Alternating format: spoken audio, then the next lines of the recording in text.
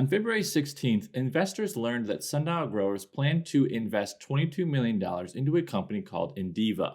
And you might not be familiar with Indiva, and that's totally fine. Basically, it's just a company that deals with cannabis strains that include indica and sativa. And this is basically an edible company. So you will see a variety of edible products that the company offers. Now, if you just want to quickly look at Sundial's offering products, you can see that they do not offer any edible products for the most part. They're slim picking. From chocolates and gummies to even cannabis salt and sugar, Indiva offers an array of premium products in the broader edibles category, which means that you really don't need to be an edibles connoisseur to figure out how big Indiva's footprint is in the cannabis market. But the bigger question we need to be asking is, should Sundial Growers be investing $22 million into the company? It's a valid question that has an equally valid answer. Zion Market Research expects the global edible cannabis market to generate around $11.5 billion by 2025. That would generate roughly 25.4% growth rate between 2019 and 2025. And honestly, you won't find that much expected annual growth in any other market niche. In support of the growth projection, Zion Research says solid edibles are estimated to hold a major share of the global cannabis edibles market in the future. Consumption of cannabis edibles includes the ability to benefit from the properties of cannabis without smoking the flower or vaporizing. In other words, edibles present a clean, convenient, and socially acceptable way to ingest cannabis. With that in mind, the stake that Sundial has in Indiva sort of makes sense. The $22 million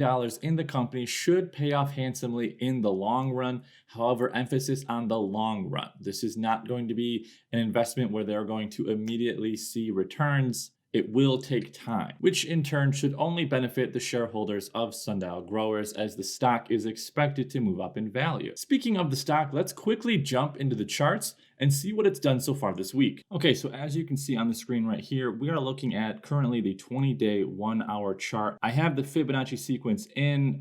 We're not really going to take a look. We're not really going to take a look too much at the broader market. We're going to sort of zoom in a little bit, just try and see what the heck the stock has been doing as of late. If you guys caught my video on Sunday, I literally said, but what I can tell you is based on the Fibonacci retracements, 158 is going to be a key marker for Monday, tomorrow.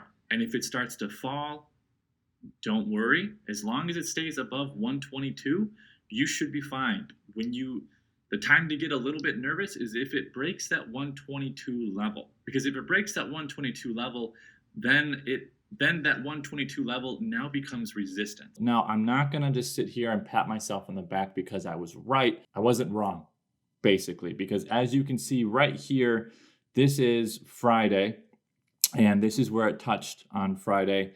And then you can see Monday, it really couldn't get above 158. It tried. And then after hours, Monday night, it dipped. It hit the 120-ish level. Tuesday morning, it opened, basically dropped all the way down to here, which obviously was a concern because that was below the 122-ish level. But luckily, it came back and used this 120 to 122 level as support. This is also the 20-day moving average, which this is the moving average that this stock seems to enjoy the most.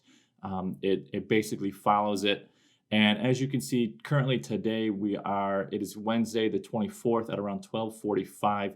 So the market is currently still open. And as you can see, it is trading in between the 122 and 158 range. Taking a peek at the 5-day, 5-minute chart, it's much of the same. As you can see, they are bouncing off of these support and resistance lines. Tuesday was a huge day. As you can see, it was just hovering around this line. It would use it as support, and then it would dip below, and then it would be resistance, and you can just see it just teetering. It did end up bouncing above it at around, it looks like 130. So not much going on. If we currently look at what's happening today, again, not much happening. If we want to zoom out just a smidge, we are still in between the 122 and 158 range. So again, look for 158 to be resistance and look for 122 to be support. So not a whole lot going on this week for the stock so far. There hasn't really been a whole lot of ginormous news that's been making the stock move. And then the market overall is sort of in a sort of sell-off at the moment. So that's not obviously helping the stock either. But yeah, moving forward, I would just be very aware of the 122 and 158 levels. And for those wondering what the next level is above the 158, I have it at around 180. So if it does break above 158, look for the next line of resistance to be 180.